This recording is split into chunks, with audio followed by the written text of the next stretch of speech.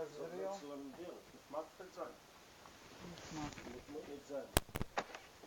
Okay. Just wanted to finish off the discussion, which could really speak about it for many weeks. About Techiyas Hameisim. The Rambam is of the opinion that by Techiyas Hameisim, the neshamas are going to return to this world. They're going to live very long, and they'll experience life, like those that will experience life in days of Moshiach, but at the end, they're all going to pass away. According to the Rambam, After Moshiach. in other words, even those that get up to Techiyas Hameisim will eventually pass away. According to the Rambam, the idea that there'll be eternal life in the physical sense is a wrong idea. According to the Rambam, everyone will eventually pass away. Even those that stand up to Techiyas Hameisim will eventually pass away. There's a lot of discussion, discussed passages, so I don't want to repeat the whole thing again. The Ramban and the Kabbalah on the other hand disagrees, and the Kabbalah on the other hand says... The Rambam. Huh? I disagree. You disagree, okay. That's it. The Ramban writes that the reward of Techiyas Hameisim will be adapted in Yisham, that the ultimate reward, or not just the ultimate reward, in other words, that Techiyas Hameisim will be eternal. The neshamas will remain for eternal life in the physical body. Just the bodies will. So now a lot of the discussion. Chassidus also mentioned this. And like I mentioned last week, a lot of discussions what Olam Haba means, and Olam Haba could mean a few different things. It could refer to Gan Eden, it could refer to days of Mashiach, it could refer to Techiyas Hameisim, it could refer to a number of things, and a lot of the discussion, some of the commentaries is regarding what the Chachamim referred to when they said Techiyas Hameisim, and when they said Olam Haba. What did they mean by Olam Haba? What by the Chachamim is the future world to come? Is it Gan Eden or is it the resurrection of the dead? But the truth is, at the end of the day, some places clearly are talking about Gan Eden. Chachamim clearly, when they say Olam Haba, they sometimes refer to Gan Eden, sometimes they're clearly referring to Techiyas Hameisim, the resurrection of the dead. So it doesn't help us much. In other words, it's either way how you could find sources for either way of learning. Both are true. The question is going to boil down to is how we understand is the ultimate purpose, the ultimate reward is for the soul within the body, or the soul as it exists, outside of the body. But the discussion, a lot of the discussion evolves around the statement that we have in Masechet Brachos Daf Yud Zayin. The Gemara says there, the Michael of the Fumei the Rav, the Rav used to say that Olam Haba, the world to come, there's no eating, there's no drinking, there's no business, there's no reproduction.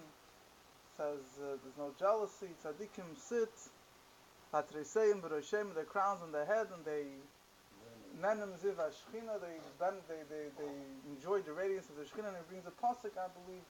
It says by Matan Torah they saw the Eibishter, v'yechlusu azalikim, v'yechlu v'yishtu, that they ate and they drank, which is interpreted to mean that the vision of godliness sustained them, as if they ate and they drank.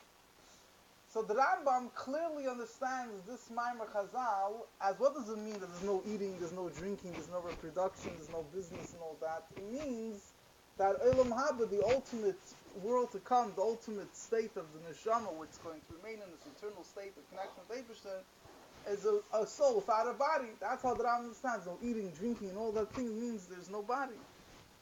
So the other commentaries disagree with him, and again, obviously the theological understanding of the disagreement goes much deeper than just to prove what Rav meant with the statement, but a lot of the discussion evolves around this statement, and a lot of them they counter the Rambam's argument and they say, if Rav is trying to say there is no body, let him just say there is no body. When he says there's no eating and drinking and reproduction and business, he should just say there's no body. Again, automatically there's no body, there's no eating, there's no drinking, there's none of this. No, what he says is there is a body. Because you don't eat, you don't drink. So they understand. So that's their argument. So they're saying, in the words of Rav, it seems to be clear that Rav is talking about that the Olam Haba does have a body. Just even though there's a body, but the body will need to eat and drink. Olam Haba, we're talking after Moshiach comes. That's part of according to the Rambam, Elam Haba doesn't have to wait for Moshiach to come. Elam Haba, right when the soul leaves the body, it goes to Elam Haba. That's also part of the discussion. So when Elam Haba means the world to come, what does it mean the world to come? So it's simply understood the world to come means that now we're in one world, and then will be the resurrection of the dead, the seventh millennium, whatever. Then there's the world to come. It's another state. The Rambam holds the world to come exists right now. Why do we say it's the world to come? Because for a person living in this world, he's not yet living there. In other words, there's neshamas that are there right now.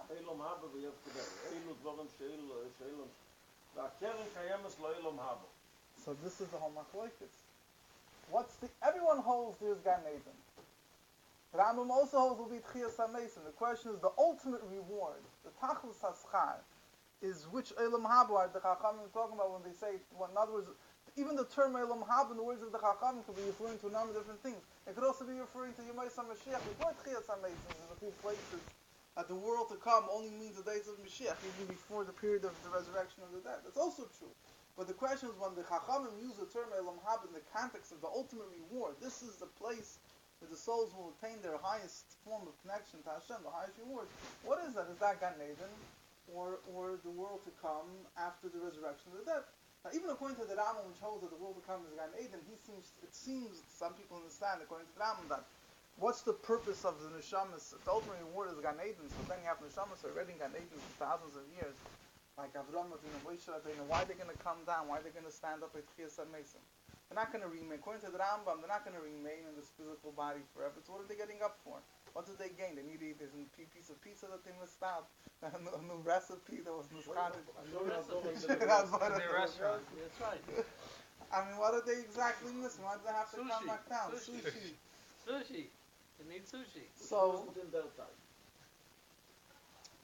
truth is they probably had better food than we did. The restaurant was much healthier. They had the man, they had this. But anyway, what's the answer? So the different explanations of one understanding, which the Rambam doesn't clearly spell out, but that's the way some people explain it, based on the Rambam's the way how the Rambam's approach in general, is that the more a person is able to serve the Eibusher better in this world, is able to achieve a higher, more intense portion of the world to come. So now our fulfillment of Torah mitzvahs in this world is very limited. When the neshamas that were there for thousands of years will come back down here, the purpose is they'll be able to serve Hashem in a much greater way down here, which will prepare them, I guess, for more ultimate experience in the world to come. That's one way of understanding the Rambam. Otherwise, it's not understood. What are they gaining by coming back down here? Particularly according to the Rambam, which holds that coming down here is it's just a temporary stop. So, according to the Rambam, it would seem that even though the Rambam holds that the world to come is in Gan Eden, which is right now there's neshamas in Gan Eden, but nevertheless, so to say, there's a higher Gan Eden which will be after the neshamas will experience the days of Moshiach. But again, it's a little. That's when as we say, first of all, it is neshamas begufim, number one. Right. And even neshamas begufim, will the gufim be as right now? That now we eat and we drink or not?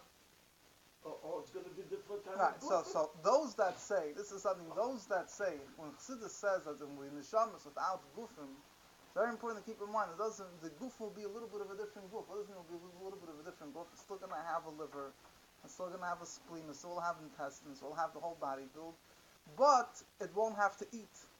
And from Chassidus, it's even mashma, it sounds like I'm not sure if that's pshat, that the digestive system will I don't know to say they'll digest godliness, but the chayis, the physical body will live of godly energy. Right, and the Rambam's argument to that is, he said, I don't understand what that means. Like, if there's no eating, there's no drinking, what do you need the body for in the first place? In other words, according to the Rambam, he says, you're telling me that, I mean, the Rambam doesn't say that, he doesn't say this clearly, but that's basically the gist of what he's saying. Then you're telling me that Rav must be talking about that there is a body, because if there's no body, what does it mean you should just say there's no body. The answer is okay. There's no eating, drinking, reproduction, there's no business, there's nothing, so what do you need the body for then? So obviously it means there's no body. And the way I would understand the Rambam, people say, the Rambam is trying to say, the way it seems to me at least, or whatever, that's maybe other modern day Svarim might the same thing, is that the Rambam understands this whole Maimer Chazal as a context, as trying to negate the mindset that people had in those days, that they thought that the ultimate pleasure is eating and drinking and making money and and relations and things like that. So Rab says the world to come, there's no eating, there's no drinking. In other words, the pleasure of the world to come is the pleasure of godliness. The pleasure of eating and drinking, all physical pleasures are not real pleasures. They're not going to be there in the world to come. So therefore, according to the Rambam, the Rav, and again, there's just I don't have a clear source that says this, but it might take me say this myself. The Rambam could argue, says Rav, it can't suffice with just saying there is no body in the world to come, because that's not his point.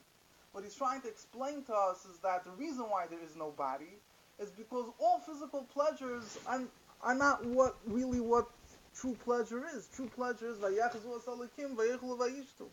true pleasure is seeing godliness. So eating and drinking is not really, like the Rambam writes, like certain religions, they believe in these physical types of pleasures. I don't want to quote any of the... So it's kol hame'adim b'teilim chutz v'Chanukah and Purim. How do you make Chanukah and Purim if you don't have a physical body? First of all, let me ask you, according to the Rambam, this is another discussion which I don't want to get into right now. According to the Rambam, it would seem, at first glance at least, that when Moshiach will come, there will still always be people in this world. There will be people who will get up at Techiyas Hameisim, will eventually pass away, but are there going to be, there will always still be people alive. Right? So for them, you could say, for a second, the Rambam B'chlal, this whole Maimer Chazal, Kol Meidin Teilim, Chutz Purim, he's going to understand in a whole different way B'chlal. But I don't want to get into that right now. But that's also another thing that Rebbe learned Pshat in the Rambam. The question is also, according to the Rambam, will everyone pass away? Now, will it be a universal,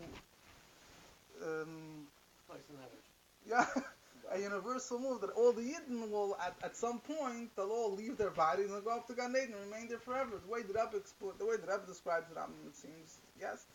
The Rambam himself, he hasn't found it clearly in his words that he says that will come a time that everyone will pass away and there'll be no Jews left in their body anymore.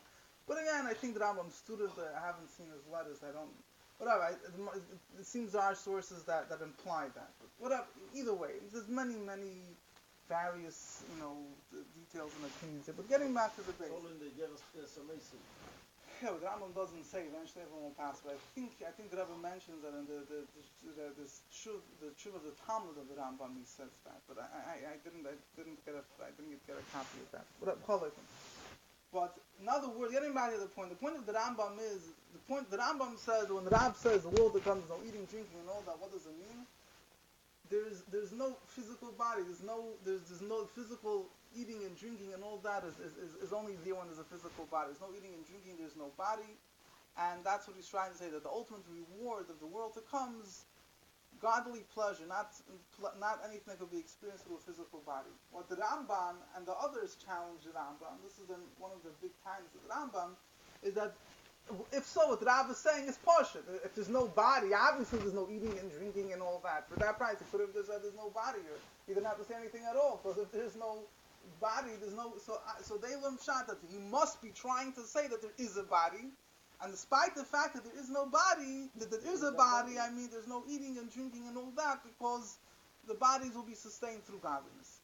So again, there's obviously, like I said in the beginning of this conversation, every proof that you're going to bring, it's not a clear proof, because the Rambam has his own way of understanding it. Whatever question, whenever you have a disagreement amongst Rishonim, it boils down to a certain point that you can't prove through a proof, because it all starts in a certain, like you call a muskal rishon, a preset understanding based on where they, whatever, based on their, whatever Chassidus would say, where the Shadish and Shama is coming from, or in human words, where you say what, how their mind, the way of thinking is this position, they think a certain way, and every proof you're going to bring, they're going to explain that proof, and according to their way of learning, you could explain what it's trying to say according to their way of learning. You can't bring a proof conclusively. Like we see, the Rambam could explain Rav his way, but the Tainad, one of the, obviously the argument against the Rambam is much deeper than just a proof of the words of Rav. It centers much more in understanding what the function of the guf in the world to come is. But nevertheless, this is the main Tainad they have against the Rambam, that from the words of the Gemara, it seems implied that there will be a body, because otherwise the whole statement of Rav is superfluous. And this is what Chassidus actually means. Now, Rebbe uses the same argument when to the Torah actually. Rebbe paskins like the Rambam, that Techiyas Hameisim, the eternal, the neshama to be in the body, internally based on this understanding of Rav. Says according to the Rambam, obviously they won't be eating or drinking. What does he have to say this for? Now, why Taka will the body? Why is the ultimate reward of the neshama to be together with the body? So basically, what I mentioned in the past, very bekitz, is that Kabbalah answers and says the body is also holy. The body, the Rambam looks at the body as something which is unholy. I mean, you could say, I don't know if this is really true, but in other words, one of the insights that Kabbalah and Chassidus brought in is understanding of the body itself as a holy source. If you don't have Kabbalah and Chassidus, if you, in other words, from the revealed aspects, from the world of Hakira, so to say, of the world of philosophy, whatever it is, so the body is just a tool. The body doesn't have its own inherent function. The real purpose is the soul, godliness, spirituality, the tzura, the chaymer. The body itself is a means to an end. It's not an end unto itself. Kabbalah comes and says, no, the body itself is also an end unto itself. The body also comes, like the Esther Sfiris are represented in the body, and the body has a holy source, and the ultimate revelation of godliness is when it's manifest within the body. In other words, the body could be a vessel for the revelation of godliness. And so they don't clearly say, however, why it has to specifically be in a body, but what they're basically saying is that the body itself is also holy, unlike the approach of the Rambam, that who needs the body there? The ultimate reward, the ultimate experience of godliness is specifically when the soul leaves the body. They say no, the soul and the body merge as one. That's how Kabbalah understands the whole function of the body. Now, so Chassidus takes it a step further, but before we get to that, the Rebbe explains the Rebbe says first a word of Pshat. A lot of people see what the Rambam also say, but they don't emphasize this point individually, specifically as an individual point. So much the Rebbe says, since the guf was the one that did all the work, how did the neshama attain all of its highest levels? Because it did, the neshama needed the guf. There's a famous story in the Gemara. I think they asked, was it Rabbi Nasir, whatever it was, how is the Eibush going to judge? After a person passes away, the Eibush goes to the neshama and says, why did you do that Vedas? Says, I didn't do that Vedas. I can't do anything. Look, right now I'm 100% pure. The body made me do it. He goes to the body. Says, the body, what do you want from me? I'm lying in my grave. I can't move. It's the soul that made me do it. So the answer is the Eibush puts the neshama and the guf together. And there's a marshal that's brought of two people. One was blind and one was lame. And the lame person told the blind person, put me on your shoulders, and I'll show you, I'll tell you where to go, and we'll both steal something, whatever it was. So they stole something from the king. Later the king went to the lame person. He says, why did you steal it? He said, how could I steal it? I can't walk. Went to the blind person. Why did you steal it? He said, I can't see. What do you want from me? The king said, okay. He put the lame person on top of the blind person, and he judged them together. The same thing is, when the Shem and the Guf will be judged together. So since the Guf was the one that did everything, so it's only right that the Guf should also get the reward together with the Neshama. It's just Yosha. It's not right that the Guf should remain, shouldn't get the reward. But that's more or less like saying, in other words, that the Guf shouldn't be excluded. The Guf should also be there. And what that would be basically the idea that when Moshiach will come, the body will be able to receive the revelations that the neshama is getting, and it won't block the neshama from getting its revelations. It will also be there. But why? But Chassidus takes it on a step much deeper. Chassidus says that no, that dafka, the ultimate reward, not when the soul is. It's not that the body is also there together with the neshama. But on the contrary, the ultimate reward is the neshama, is that dafka the body, and as Chassidus puts it, which is the chiddush of Chassidus, when Mashiach will come, the neshama will be sustained from the guf, that the godliness will be revealed through the guf will be even greater than the godliness the neshama itself has. And the neshama will receive godliness from the body, unlike the way it is now, that the body receives its godliness from the neshama. So what's the point? So Chassidus, the Rebbe speaks about this in another point I'll throw in. The Rebbe speaks about this in a number of places. There's two famous Maimorim, loving in Techiyas Hameisim, Moshiach Shiur. also in Kutei Sichas Chelik Yudzayin, I think Pirkei Yavis, the first Sikha, the Rebbe speaks about this. Basically, Chassidus says, make it in short, is that the ultimate purpose is to have a dira b'tachtonim, right? Since the ultimate purpose is to have a dira b'tachtonim, where's the dira b'tachtonim more expressed? In the neshama of the yid or in the guf of the yid? In the guf, the ultimate purpose is to have Hashem Shah a dwelling place in the lowest levels. The neshama is obviously one with Hashem. The chiddush is, the Eibusher takes a body, a Jewish body. When we say we're the chosen nation, it says, who did the Eibusher choose? And the Neshamas, they didn't have to choose. The Neshamas are always holy. He chose the body of a Jew, because the body of a Jew, on the surface, seems similar to that of a non-Jew. Nevertheless, the Eibusher chose and says, this is my people, this is the nation I have a connection with. So the guf brings out, because the Eibusher wants to have a dira b'tachtonim, that's fulfilled specifically through the guf of a yid. And the guf, Chassidus discusses a very deep concept, which I'm not going to be able to explain it in 5 seconds, but the relationship of the neshama, the Eibusher, is like a son to a father. A son to a father is very deep. But in a certain sense, the son could choose to say, I don't want to be connected to the father. In other words, it's as essential as it is, it doesn't touch the essence of the father 100%. But the idea of choosing something, the Chida Chassidus says, I don't want to get into this concept, it requires a lot of explanation.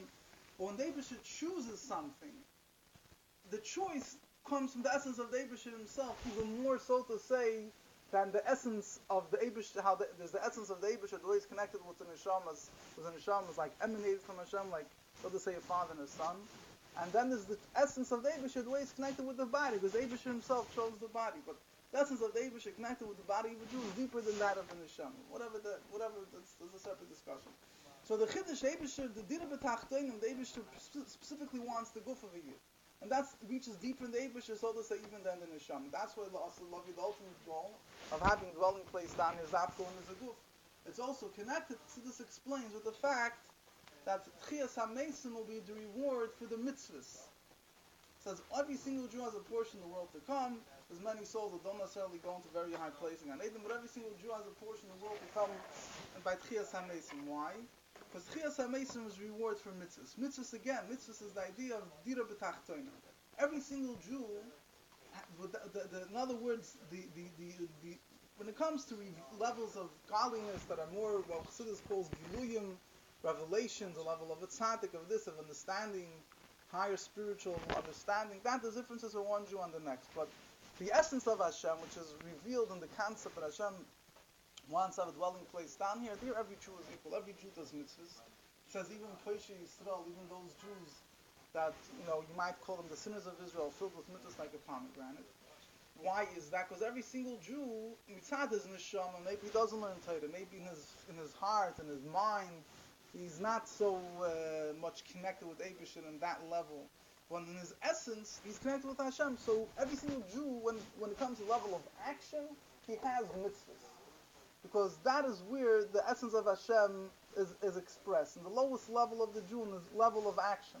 The connected with his group. So the world to come is connected as a reward for mitzvahs.